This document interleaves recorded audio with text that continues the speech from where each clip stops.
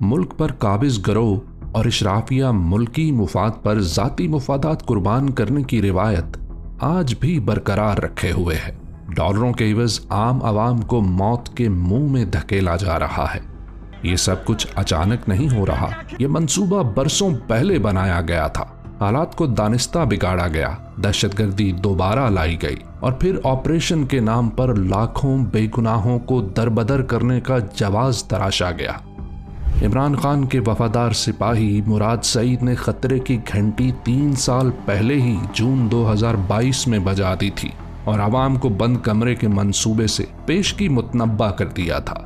आज अगस्त 2025 में इन पेशगोइयों का एक एक हर्फ सच साबित हो चुका है, मगर सच बोलने वाला आज भी गद्दार है, क्योंकि असल मकसद कौमी सलामती नहीं बल्कि इक्तदार का तहफ़्फ़ुज़ और ज़ाती मुफादात का फ़रोग़ है।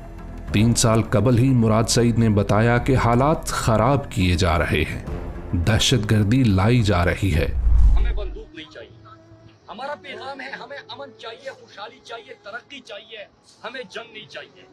हम सब आपसे दरखास्त करते हैं कि हमें किसी और की जंग में मत घसीटें, हमें किसी के लिए ईंधन मत बनाएं, किसी के मफादात के लिए हमारे लोगों का इस्तेमाल मत करें।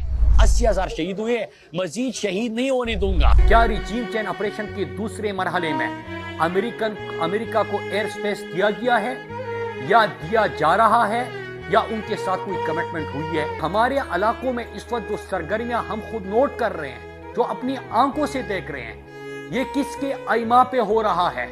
इसके ऊपर कौम को आगाह क्यों नहीं जाता? और इस रीजन में जो कुछ अमेरिका के गुलाम पाकिस्तान के मुस्तकबिल से खेल के हमें नई जंग में या नई खेल में घसीटने की और लाने की कोशिश कर रहे हैं, तो ये कान खोल के सुन लें कि पाकिस्तानी किसी के मफादात में इस्तेमाल नहीं होंगे।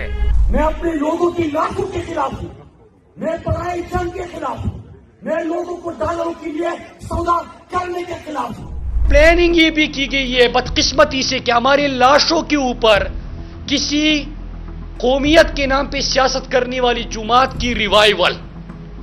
ये प्लानिंग का हिस्सा मैं 1.5 महीने पहले बता चुका हूं कि तहरीक इंसाफ को टारगेट करो, किसी की रिवाइवल करो, आग लगा दो और फिर उसके बाद अमेरिका के मफादात भी, किसी सियासी जुमात के मफादात भी। कहा गया झूठा प्रोपेगेंडा है। स्वाद में कोई दोबारा दहशतगर्द आना शुरू हो गए हैं, ऐसा बिल्कुल नहीं है। ये अफवाह है या अफवाह ये जो है वो बनाई जा रही हैं।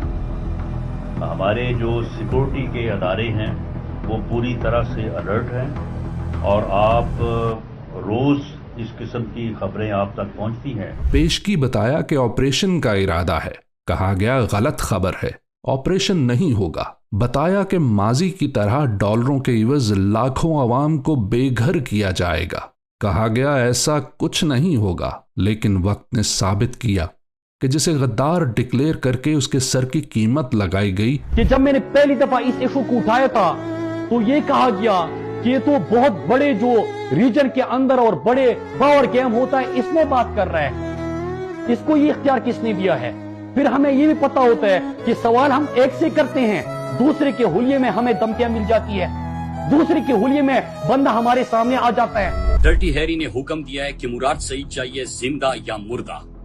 कसूर पूरे पाकिस्तानी कौम को पता है कि अपने लोगों की अमन की बात की है, ये बात की है कि 80,000 शुहदा पाकिस्तान ने पेश किए, मजीद शुहदा उठाने हमने नहीं है।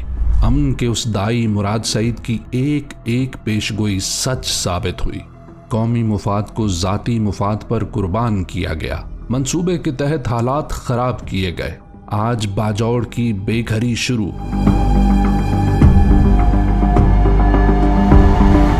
अगली बारी मेहमद की, और ये सिलसिला यहां थमने का नहीं।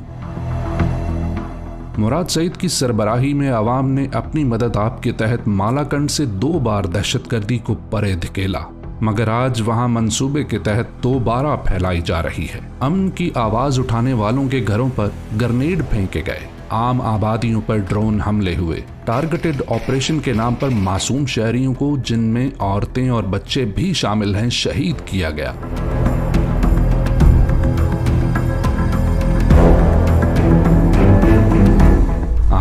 امن مانگنے والا مراد سعید غدار، کیونکہ جب خطرے کی گھنٹی بجائی جا رہی تھی تب بھی فوکس سیاسی مخالفین کو کچلنا، تحریک انصاف کو کمزور کرنا تھا، اور آج بھی ترجیح عمران خان کی بہنوں اور کارکنان کو قید میں ڈالنا تھا۔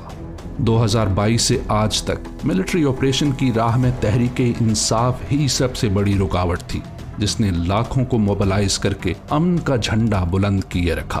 آج امن کے جھنڈے کو خون سے رنگا جا رہا ہے۔ خیبر پختونخوا کی عوام اور ان کے فارم 45 کے جائز نمائندگان عمران خان کے نظریے کے مطابق کسی کو بھی اپنے لوگوں کو دوسروں کے مفادات کی آگ میں جھونکنے نہیں دیں گے۔ یا منصور